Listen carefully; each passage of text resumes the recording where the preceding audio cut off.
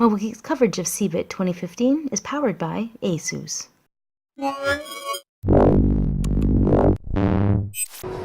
Nicole Scott here from Mobile Geeks at the Microsoft booth on day 0 of CeBIT 2015, and I'm checking out a device that was released a couple of months ago, but I have not had a chance to get hands-on with it, and it's actually really worth taking a look at. This is the Toshiba Z20t. This is a 12.5-inch device here, also running Windows 8.1. Now, the first thing you'll notice, well, this is a tablet, has a keyboard, but it has a matte display. It has a resolution of 1920 by 1080, and actually, this is a very gorgeous display because, well, like I said, it is matte, and I'm really fond of that. Steve actually is doing the camera, pulled up this battery report.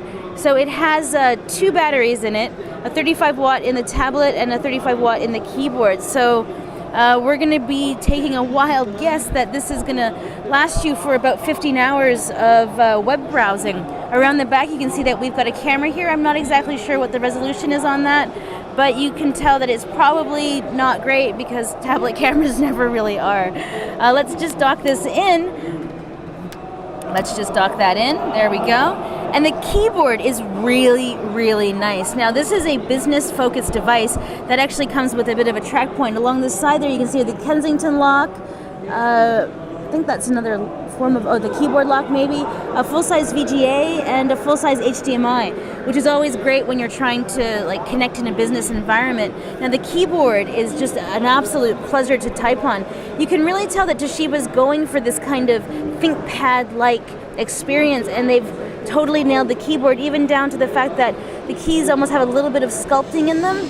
Not as much as you'd find with a ThinkPad, but it's still kind of there. Now, the track point seems very nice and responsive. It's got that same kind of rough kind of finish that you found on the ThinkPad devices, and you have the right and left shift keys down there. Now, you also have a full-size trackpad that, to be honest with you, I'm not that fond of. It seems a bit bouncy and inaccurate, and it doesn't really click at the top and it does at the bottom. There's a few things going on with that I don't like, but you have the track point, so I guess maybe you can't complain too much. Now, when we close this up and take a look around the other side, this is where all of the connectivity and ports are, and this is where you can tell that they've gone the extra mile for the business user. Full-size Ethernet, there's our headphone jack there, micro SD card, micro HDMI, or mini HDMI, 2 USB 3s there on the dock.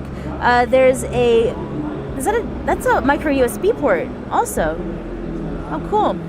There's our battery lights, there's the volume rocker, power button, and there's a full-size SD card there as well. So this actually comes with an absolute ton of connectivity. Is that SD or SIM? Oh, is it SD or SIM? Oh yeah, no, it's SIM. You're totally right, because it even has the pop thing. Because you got the micro SD over there. Micro SD over there. So this has got 3G module in it as well. 3G module, yeah, absolutely.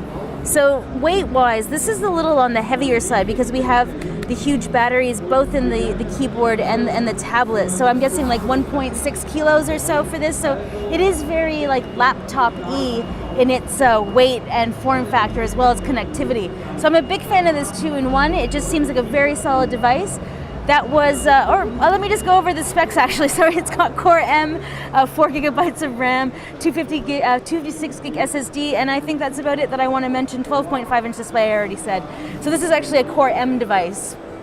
Before I left that out of the video, all excited about the form factor and forgetting about the internal specs. So Nicole Scott here from Mobile Geeks at the Microsoft booth at CeBIT 2015.